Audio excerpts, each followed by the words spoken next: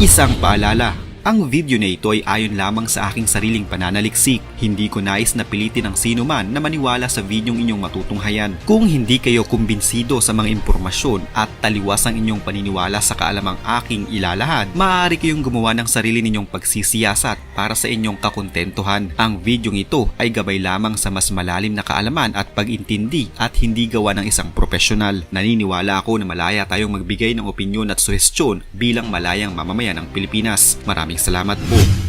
Maraming mga bansa ngayon ang nagpapakita ng suporta at simpatya sa bansang Israel at sa mga sibilyan nito. Kinukondina nila ang ginagawang pag-atake ng Hamas sa Israel at maraming mga sibilyan na ang nadadamay. Subalit bukod sa mga bansa at international organization na sumusuporta sa Israel, kamakailan lamang ay nagtungo ang billionaire na si Elon Musk sa Israel upang makipag-usap sa ilang mga matataas na opisyal ng Israel at magpaabot ng kanyang tulong. Ano nga ba ang kanyang tunay na layunin at bakit niya ito ginagawa? Ano kaya ang maaaring maitulong ni Elon Musk sa Israel upang kalabanin ng Hamas? Narito at atin itong tunghayan. Ang billionaire tycoon na si Elon Musk na inaakusahan ng marami na ginagamit ang kanyang sariling social media platform na X na dati ay Twitter upang magpakalat ng mga anti-Semitic posts at content. Ang anti-Semitic o anti-Semitism ay ang pagkontra at diskriminasyon sa mga Jews o Hudyo. Subalit maraming nagulat dahil noong nakaraang Miyerkules lamang ay dumating si Elon Musk sa Israel upang makipag-usap sa mga nanunungkulan sa gobyerno ng Israel, gaya na lamang ng Prime Minister na si Benjamin Netanyahu at ang Presidente ng Israel na si Isaac Herzog. Si Elon Musk nakilala ng marami dahil siya lang naman ang pinakamayamang tao sa buong mundo. Noong Enero ay nasungkit niya ang pangunang pwesto matapos niyang maungusan si Bernard Arnault ng France. Siya lang naman ang may-ari ng X platform na dating Twitter.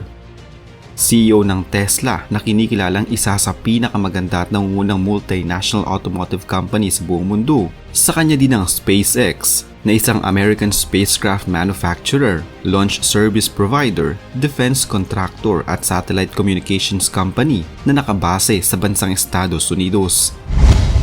Sa nagaganap na kaguluhan ngayon sa pagitan ng Israel at ng militanteng grupong Hamas sa Gaza, kasama pa ang ibang mga Iranian proxies, naging abala si Musk sa pagsubaybay ng bawat nangyayari araw-araw. Sa katunayan, pinanood ni Elon Musk ang mga eksklusibong videos na mula sa bodycam ng ilang miyembro ng Hamas at mga CCTV footage noong mangyari ang sorpresang pag-atake ng Hamas sa Israel noong 7 ng Oktubre, kung saan nasa mahigit kumulang 200 mga Israeli ang nasawi noong araw lamang na iyon.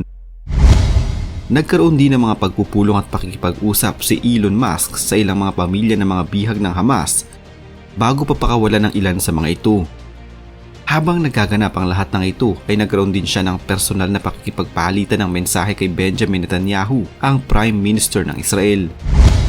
Sa lumabas na ulat, nangako si Musk na susuportahan nito ang Israel laban sa Hamas bunsod ng nangyayaring kaguluhan. Sinabi din niya na papatayin niya ang internet signal sa Gaza na dumadaan sa kanyang satellite na Starlink at dapat lahat na ito ay aprobado muna ng gobyerno ng Israel bago muling magkaroon ng internet sa Gaza.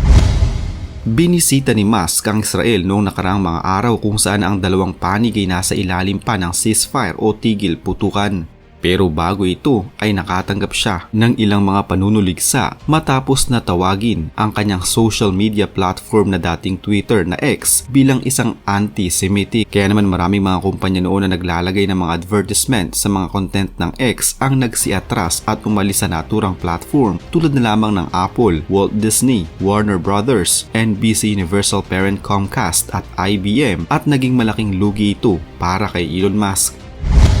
Bukod dito, ang X ay naharap din sa mga akusasyon mula naman sa European Union na umunoy nagpapakalat ng maling impormasyon at marahas na content tungkol sa nangyayaring kaguluhan sa pagitan ng Israel at ng militanteng grupong Hamas.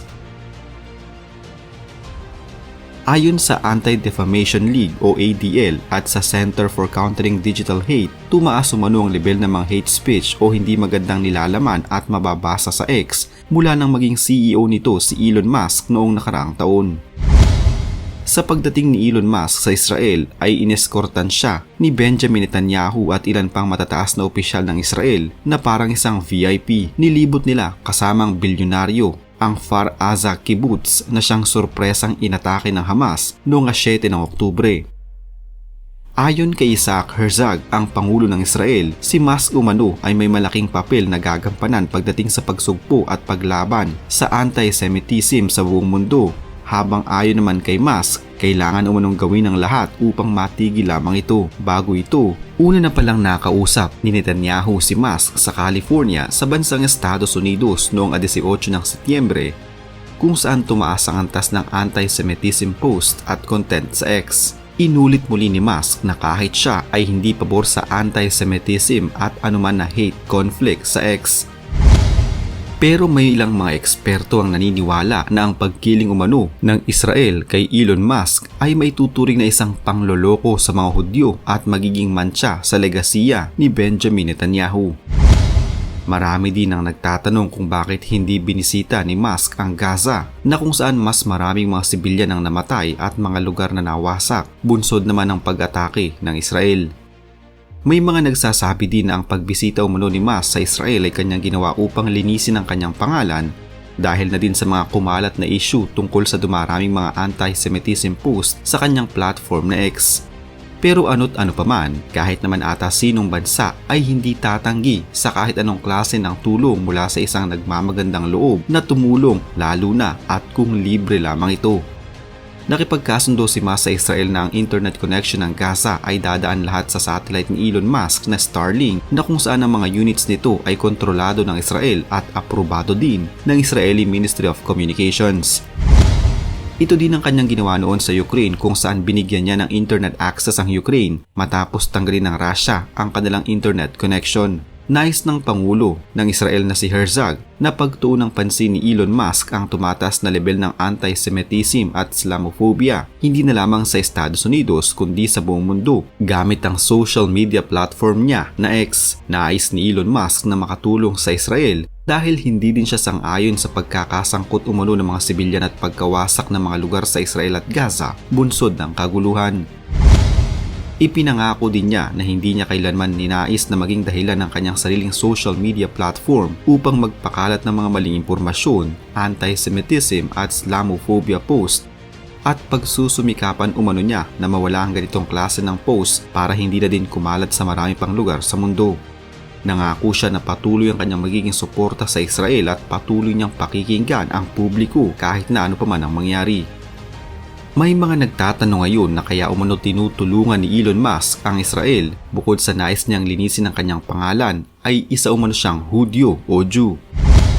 Kahit na lumaki si Elon Musk sa Pretoria at nag-aral sa Hebrew School at kahit na marami siyang mga kaibigan na mga Jews, ang multi-billionaire US entrepreneur na ito ay hindi isang Hudyo at hindi din isang Kristiyano. Itinuturing ng marami niyang mga supporters at kritiko si Musk bilang isang atheistic o agnostic person. Hangad ni Elon Musk ang tunay na kapayapaan sa pagitan ng dalawang panig at sa buong mundo na siya ring hangad ng marami sa atin. Kanino man tayong panig na kakampi, laging tandaan na hindi patayan at karahasan ang susi at sagot sa hindi pagkakaintindihan kundi disiplina, respeto, pagmamahal at higit sa lahat ay paghingi ng gabay mula sa Panginoon na siyang may gawa ng lahat ng bagay sa mundo, ang siyang makakapigil ng anumang kaguluhan at makapagbibigay ng tunay na kapayapaan. Isa na namang kwento ng pagbabalik tanaw sa kasaysayan ang naitampok natin ngayon. Huwag kalimutang i-like ang video ito at mag-iwan ng komento sa ibaba ng mga nais nyo pang malamang kwentong kasaysayan sa Pilipinas. Mag-subscribe na din para lagi kayong updated sa mga pinakabagong video dito sa Kasaysayan Pinoy. Magandang araw po at mabuhay ang bansang Pilipinas!